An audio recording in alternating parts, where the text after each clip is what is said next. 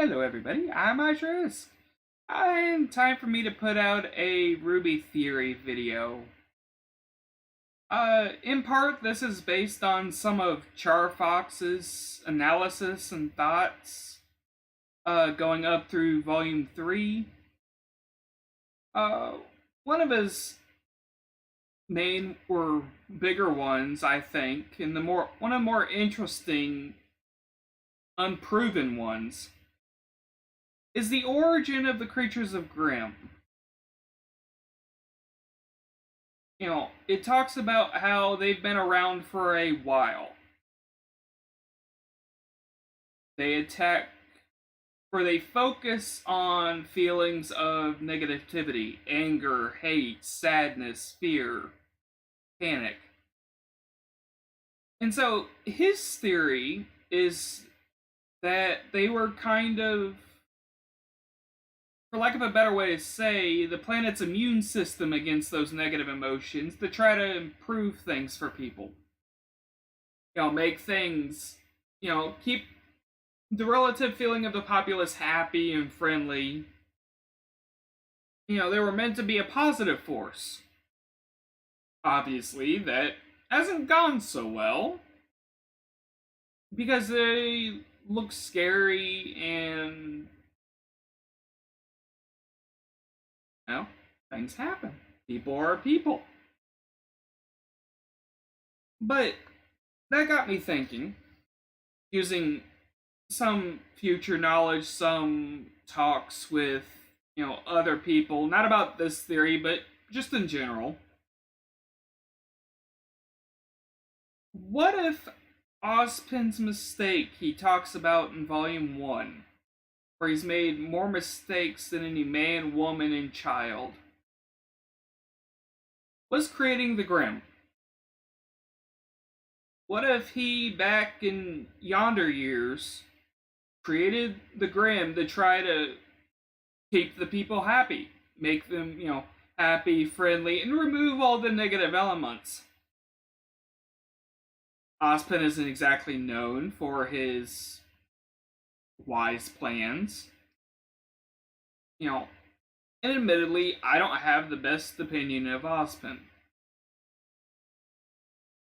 However, what if, either he created Salem or warped Salem in some way, and the academies which he set up, and everything else were him trying to fix the mistake? Now, where I really got the thinking of this was in Charfox's analysis of the song Sacrifice. Where it talks about, death is never what it seems, all your faith in ancient ways. Ozpin is basically a shade. He's a spirit going, and possessing different bodies and convincing him to do what he wants. And the song Sacrifice talks about taking the lives of those you need. And he's taken a lot of lives, not directly, but through his action and inaction. Going further in the song, born an angel, heaven sent. Well, if I'm right, after he created the Grimm, he probably went in seclusion, either by choice or by force, and then came across the four maidens, which are like the Grimm in a lot of ways, which I talk about in one of my reaction videos. But basically, the power of the silver eyes, Crow talks about, it being, or legendarily, not necessarily historically, but where it was a power that would smite the Grimm. Salem talks about how the maiden's power makes her weak to the silver eyes, which I made a connection between those two. Now it makes me wonder, now, actually, I just thought of, if the source of that is not the same, Ozpin, huh? Continuing further in song, the moon will probably watch as the roses die in vain. And take a quick sidestep to Red Like Roses Part 2, where Summer talks about she doesn't want Ruby to do what she did, to die in vain. Take another short step to the Volume 2 intro. I can't remember what it's called off the top of my head. That's embarrassing. But in the verse you don't hear during the show, it asks if we're just weapons pointed at an enemy so someone else can claim victory.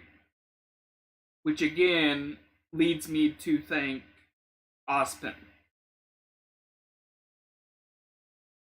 It goes, you can't take my life, I'm not your sacrifice. Which makes me wonder if Salem might be the winner raid, though that's a lot more shaky.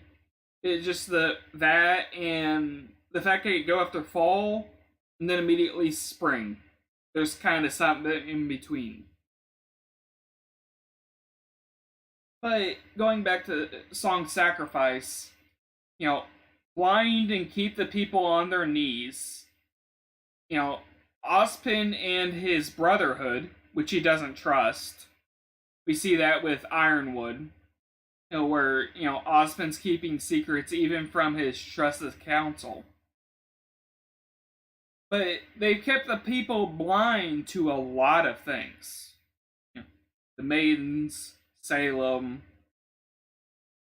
Pierce the Sky makes me wonder if part of that, or additionally that, he blew up the moon. Good a theory as any. Escape your fate. Ozpin is or the wizard, not necessarily Ozpin, is a shade. Possessing boys down through the years. And unlike the maiden's power, which also passes down through the years, there's no consciousness with that passing as far as we know. Ozpin definitely has consciousness and possession and subsumation of the targets. It's a good word, isn't he? But the more you try to escape your fate, the more you'll just breed hate and lies. And the mirrored eyes will reveal the truth.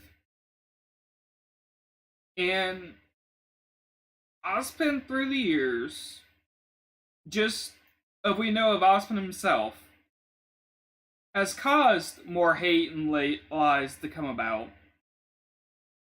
And perhaps the mirrored eyes, which Charfox equated to Ruby with the silver eyes, might be what causes people to realize that Cinder definitely made the point of not necessarily saying trust me, but you shouldn't trust them. Two very different things.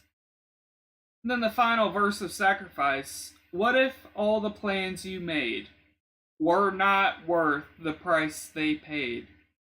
Even with the lives you stole, you're still no closer to your goal. If his goal is to making the people of Remnant happy, and he created the Grimm, that's a lot of lives he stole.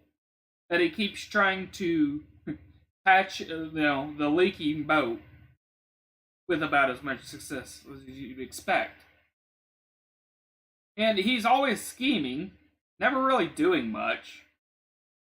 When he was with Pyrrha, he wanted, she gets in there, and he goes, "Are you sure? Are you sure? I need to hear you say it, because I don't want to do it." Why'd she get in the pod?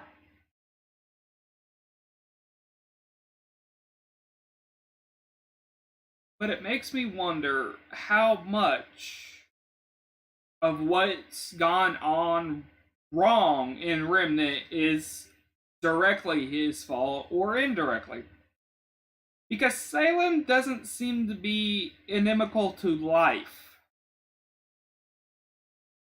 Even the Grimm, for the most part, don't. They do end life, but they focus on the negative aspects of it, not necessarily just because something's alive. Salem has a hatred for Ozpin.